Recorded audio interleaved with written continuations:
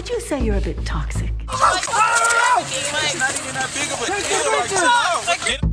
Would you say I'm a bit toxic? No, I wouldn't dare. What's going on, y'all? It's your girl Silva, and I have the pleasure of talking to the Guyanese princess today, Jourdine Pauline. Hi, how you doing? Is that your real name? Jourdine Pauline, yeah. Yeah. Why did you decide to just stick with your real name? Well, Pauline was given to me by my grandmother who passed, and she's the one who kind of like is the blueprint of my family bloodline and the one who made a lot of things happen for us. So like our guardian angel. So I feel like if I keep her name alive, she's going to continue to rain her favor down. That's beautiful. Yeah. So when you talk about like stuff for the family, like you mean like what? Like did she come to America first or like Yeah. Okay. She initially came to America first and got jobs and stuff and sent money back to our cousin siblings and everybody back in Guyana because it's a third world country. So she like really is the reason why all of my family migrated to the States and is doctors and lawyers and stuff now, because she made the sacrifice to, be brave enough to want more for our family. So yeah. She's strong. And I feel like I'm like that too now. So yeah.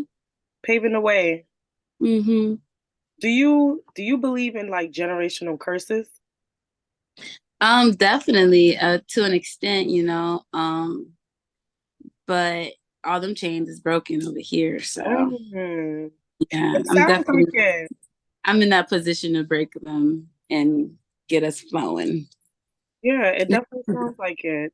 Well, as soon as you started talking about like coming to America, the first word that came to my mind was barrels. That's my family last name. For real? Yeah. I think I'm a little bit psychic, but that was intense. I don't know. That is crazy. Yeah, I might really be psychic, but that's what the hell? That was crazy. How did you know that? No, I did. I like sometimes I really do be like doing my research, but I really didn't know that. I didn't know that. Whoa, yeah, that's my family name, yeah. Because I was thinking about like, because I'm Haitian. Mm-hmm. So, like the big barrels you said with clothes, food, and everything back to your family or whatever. So as you was talking, that came to my mind. Yeah. That's crazy. That's crazy. No, that's really dope. So, speaking of research, so your music is like the first word that came to my mind when I was thinking about that was refreshing. Like it's fun, it's like calm, it's pretty, you know what I mean? Like it's light.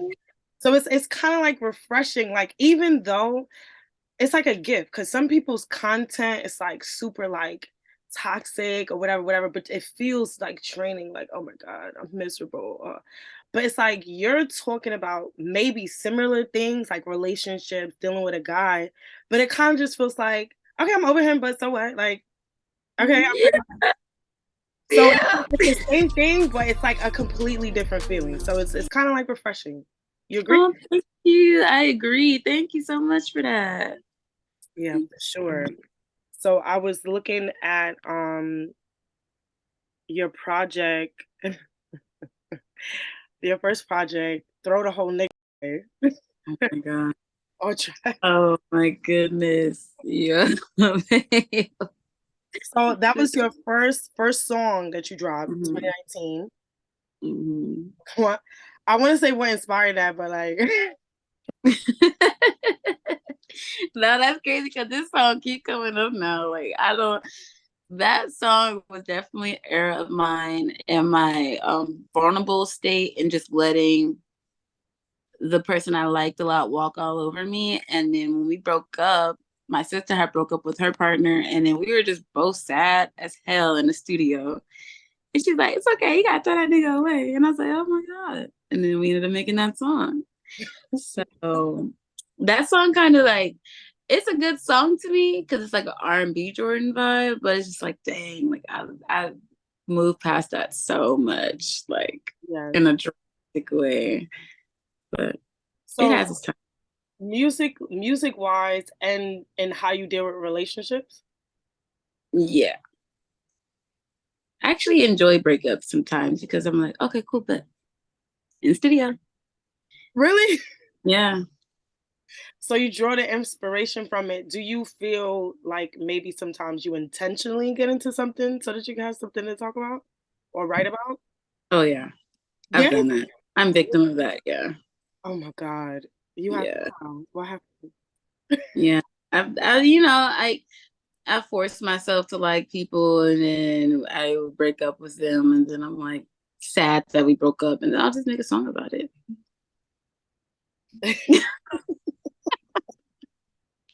Yeah, like I don't know, like what relationship I've been in with someone that I really like. Oh wait, I was in one relationship, but he didn't really like me, so that just too much.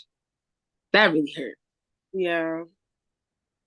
So you've But had yeah, your heart broken.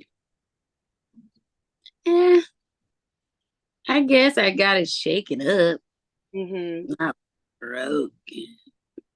How you seem very like okay, like all right. So what could somebody have possibly done to break your heart? Honestly,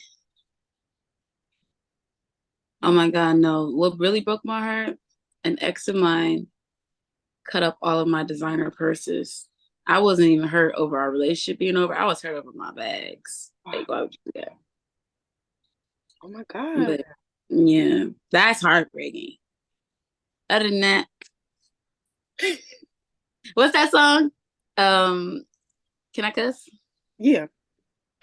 Uh, Ex, you could keep that. Good. Oh yes, Mm-mm-mm. yes. Yeah. Okay, so you know your worth. Mm-hmm. That's beautiful. I can never take a loss. What's Future say? No, not future. Because we gonna get to the toxic. We're gonna get to that. We're gonna get to Mhm. that.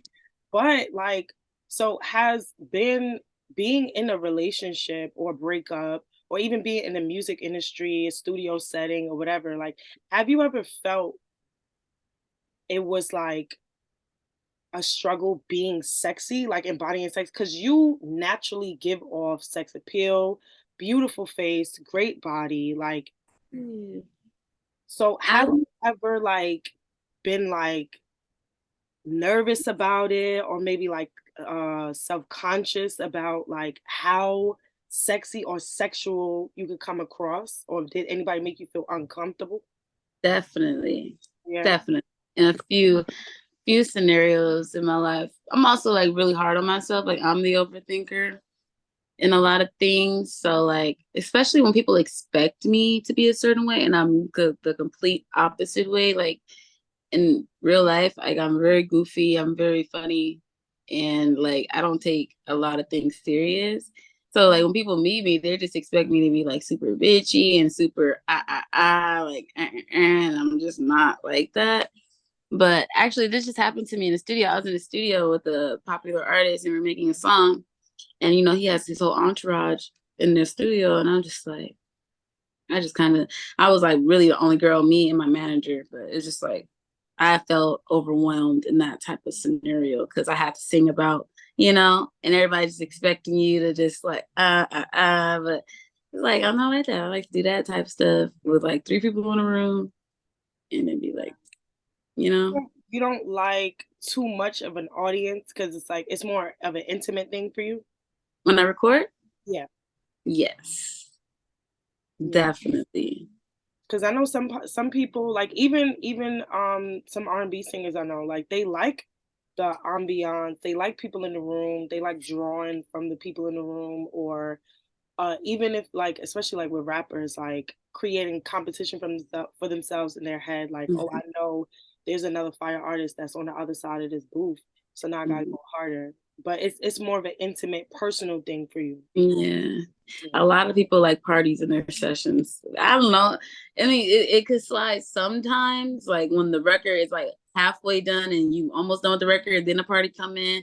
But when you first start in the record and it's just a bunch of people in the room, oh hell no. Oh my God, no. Like it's just like you're just thinking like, oh my God, and they're all just prejudging you, all their little opinions. I hate it. Yeah. I really do.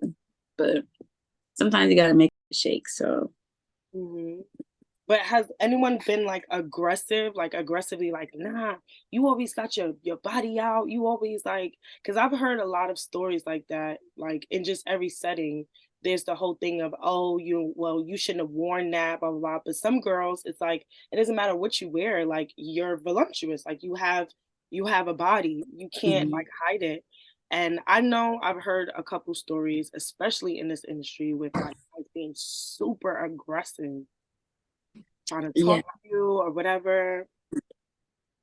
I've been in a few situations like that. I don't really want to name no names, but I was still two rappers, like two mega rappers or whatever, blase.